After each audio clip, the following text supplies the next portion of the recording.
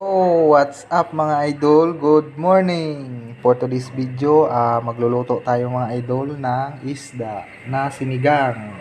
Preparation pa lang mga idol ito.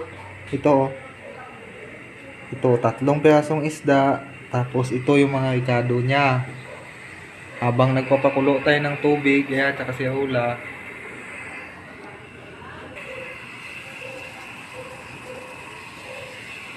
Ilalagay na naglabo akong cam. Ilalagay na natin yung mga Ricardo, mga guys, mga idol. Siyempre, ang unahin natin ay ang luya para lalabas yung lasa. Tapos, siyempre, yung kamatis. Ayan mga guys. So, guys, nilagay na natin yung isda at saka sibuyas.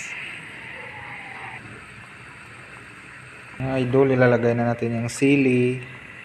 Saka, siyempre, talbos.